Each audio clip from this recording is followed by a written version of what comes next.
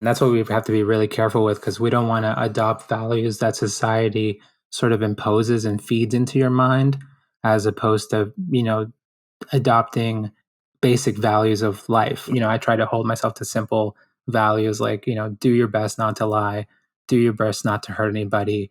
Don't like I personally really enjoy not taking intoxicants, and that's like one thing that has helped me a lot. Like for me in my journey, it's just been one small step at a time. And even though it's been like an 11, 12-year journey, it took me a long time to realize that like, I don't like alcohol anymore, or like I don't like smoking marijuana Same. anymore. And once I started letting go of those things, it became difficult because society was like, oh, this is a thing that's so highly valued, going out on Fridays and doing this thing and doing another thing. And I think, it took a lot of time for me to just be able to develop these qualities in meditation and be able to do the actual differentiating that you were asking about. Because to me, craving, right? The craving that you hear in your mind, it's usually frantic. Same thing with trauma, right? That fear response. There's some like frantic quality to it. But when intuition arises, to me, it feels a lot calmer. It feels a lot like it's almost like my body is like a compass and it's moving in a particular direction.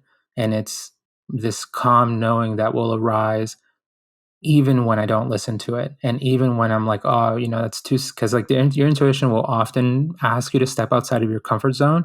And I remember when, it was asking me to write, it was like, you should write. And I could feel that, but I was too afraid to start. It took me like about a year to listen, but it would occasionally pop up, next month and the month after. It wasn't like consistent, like, like bothering, but it kept popping up until I finally listened. How do you think we use practices like that to get more in touch with intuition? And I do love that you said that it's such an accomplishment to go from you could only hold one breath to you could hold 25. Like Yeah. Yeah. that's a whole different life experience. Oh yeah, you deserve a Grammy. Like it's Right. literally it's literally so hard to accomplish, but you can do it. You just have to put time into it. But I think it's interesting because even with the like in terms of like Vipassana, right? To me, Hmm. it makes a lot of sense that when you spend a lot of time, focusing the mind, purifying the mind, it becomes clearer what is right and what is not right. And you develop this sense of like, okay, this action is actually productive, beneficial for me, beneficial for other people. But then when you think about craving, it's like, of course, like, yeah, I want to eat ice cream, but if I have a whole pint, I'm going to feel like crap, and that's not my intuition talking to me. That's just my body, you know, just deeply, deeply craving another sweet.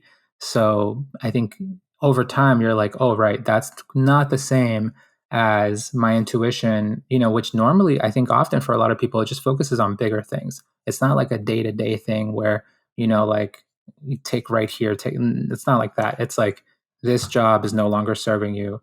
Try to go do something else, or this one particular offering that a friend is making you, like that sounds like something that would be really good for you. Hmm. And taking those bigger leaps into the unknown, because I feel like your intuition does ask you to step out of your comfort zone. And like if it's something that's good for you, good for others, even though it may be challenging, it'll be worth doing.